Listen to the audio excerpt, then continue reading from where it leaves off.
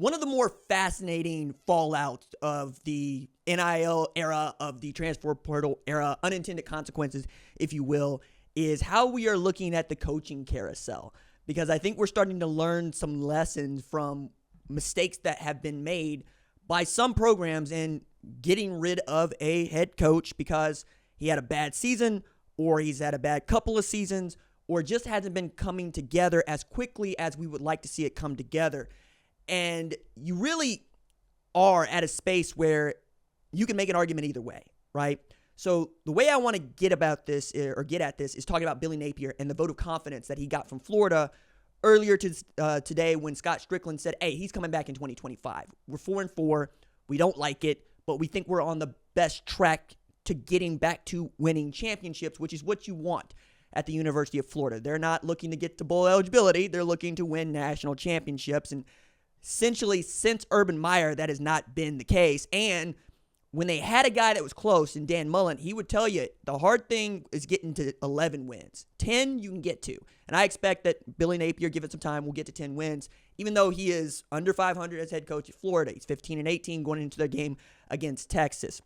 But there's a couple of things to look at here. A, DJ Lagway is at the top of the list, right? True freshman quarterback who has had some fits and starts and then played really, really friggin' well against Samford, but that's Samford, and then played really, really friggin' well against Kentucky, where he had 259 passing yards in what was a decisive victory against a team that had beaten them in their last 3 games against Kentucky, right? So that's really huge. And take into account that Florida had a 10-3 lead against Georgia with DJ Lagway on the field, and there is growing sentiment that if DJ Lagway is still your quarterback at the end of that game, Florida might have pulled off the biggest upset of the year this side of Vanderbilt upsetting Alabama, right? Like that, it was on the table. And even with Aiden Warner, your third-string quarterback who you did not expect to play against the best defense you're going to see all year, they were in that ball game. It was 20 up until it just kind of got out of hand. And you get to keep the roster intact with DJ Lagway. Like, that's the other thing. When you fire your head coach, you're going to lose most of the roster to the portal. If your head coach retires, you're going to lose most of the roster to the portal. Alabama was able to bounce back, but I don't suspect that would be the case for everybody else. You're just going to lose all sorts of players each time you change who the head coach is, because not just they signed up to play for a specific head coach, but you don't know what's coming in. You don't know where you stand, and you're almost certainly not going to have the best season that you or the season that you expect to have if you had the same head coach coming back. It was one of the things that I think was important about Joe Castiglione getting ahead of Brent Venables earlier this summer, when it was very clear to everybody he's here for the long term. And that is important, as Oklahoma is not where it wants to be either at 5-4. And it's got games left against Missouri this weekend, Alabama, and LSU. It's not easy, right? And the same thing is true of Florida, who's also got a hard schedule left, say Florida State, who they should beat. So you really get to one more win, and then you get to bowl eligibility, and then you get to figure this thing out. But also the buyout, right? If you fire Billy Napier, you probably owe him about $13 million in a month, right? What if you took that money and put it into the collective, which is really the most important part of funding right now? You don't need to be funding guys to sit at home that could be your head coach. Make them work for this money, and they want the job. Like, that's the thing.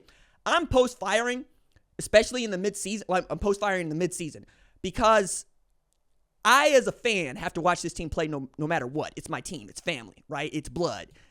That coach needs to have that on his resume, and he needs an opportunity to dig himself out. Like, if you're already going to be 6 feet under, the least you can do is try to get to China. You know what I'm saying? Like, the least you can do is keep trying to shovel it, as opposed to somebody giving you a lifeline going, we're going to get you up out of this hole, and we're going to pay you to go away, and then we're going to drop somebody else in this hole that we're going to pay to dig us through to China. Like, come on now. No. If they dug the hole, let them dig it out, right? You make a mess, it becomes a problem. Fix it. Billy Napier wants to fix it. And I think the huge donors, the huge investors into his program also want to give him the opportunity to fix it. So you're going to keep guys like Elijah Badger. You're going to keep guys like Aiden Mizell. You're going to keep guys like Jaden Baugh.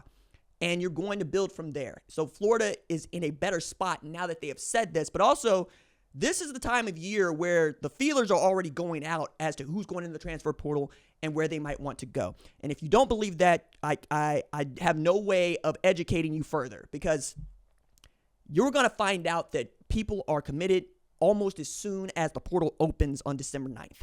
And before that, when the last game is played November 30th, you're going to see grad transfers get in there quick, fast, and in a hurry.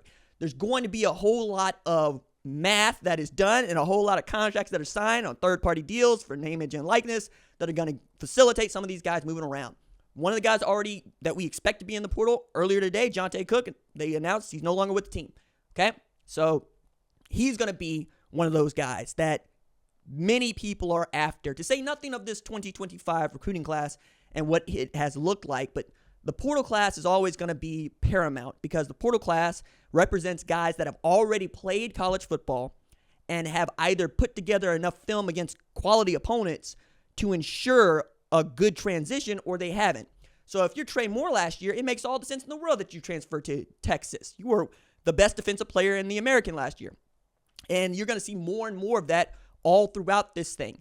I think as we're talking about votes of confidence, this was smart, right? It looked like Billy Napier wasn't going to make it through, and then you beat Kentucky. And you play hard against Georgia, and it looks good. And you play hard and beat up on Mississippi State, a team that gave Georgia a little bit of a hard time, right?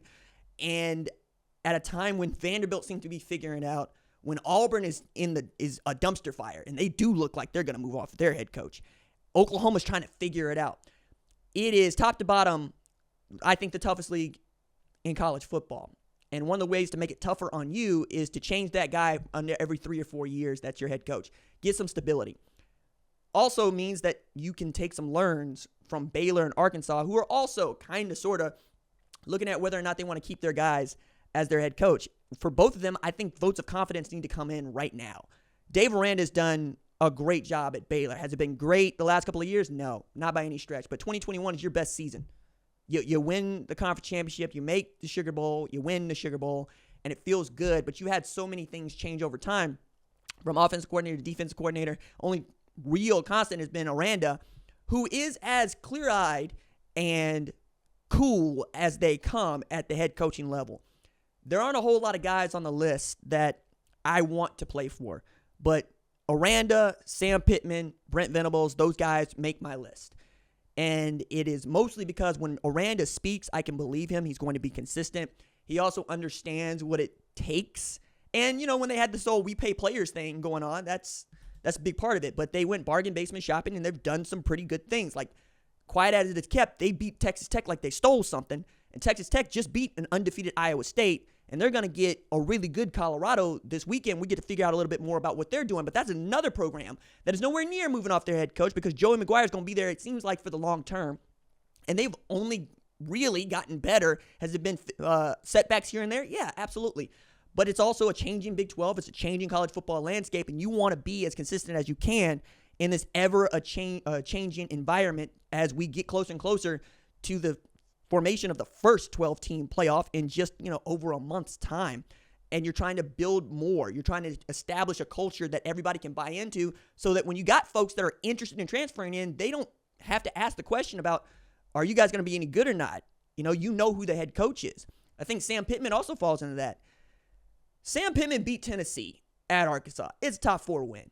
That in and of itself is enough for me if I'm an Arkansas fan, and I am a fan of Arkansas, to be like, no, it's enough, right? Did you lose to LSU? Yeah. Do you like it? No. Who does? You lose to A&M? Yeah. Do you like it? No. Did you lose to Oklahoma State? That one was all Arkansas. Oklahoma State tried to give them that game. Turns out Oklahoma State's not that damn good. And we got Mike Gundy blaming everybody but himself for the 3-6 start that they got to, after I thought that team was going to be one of those competing for a college football playoff spot. Like, I expected Oklahoma State to be where Southern Methodist is right now, and they ain't kept up their end of the bargain. Arkansas is going to play spoiler, right? Did they get railroaded by Ole Miss? Was it embarrassing? Yeah, it was absolutely embarrassing. They got destroyed. But they can still get a win against Texas, and that would go a long way. I think if you're an Arkansas fan and you're asking when are you going to compete for championships, it is also, are you going to throw money at the buyout for Sam Pittman, or are you going to throw money in the portal? Because as he was demonstrating to everybody at the Ole Miss game, it's, look, They went shopping in an entirely different place than we did, right? We went shopping at Walmart. They went shopping at Rodeo Drive for their defensive lines. And you could see, like, the only stud on that defensive line that people knew about was Landon Jackson. But that defense has played pretty well. Like, put the Ole Miss game aside for just a second. Think about what they did against Tennessee, right? I think there are ways to look at Ole Miss having its back against the wall and Ole Miss also needing to win right now and feeling some urgency in a way that Arkansas has not felt in some time. Are Arkansas fans pissed? Yeah, and I think they'll be pissed, and there's nothing I could really say except that it sucks, and I understand why you're mad, but moving off of Sam Pittman is not the thing to do. Keeping Billy Napier, keeping Sam Pittman, keeping Dave Aranda, and if you have a coach that is overperforming, like Kurt Cignetti at Indiana or Prime at Colorado, give that dude an extension right now so that everybody understands, and put all the money that you want to put into a buyout into the collective.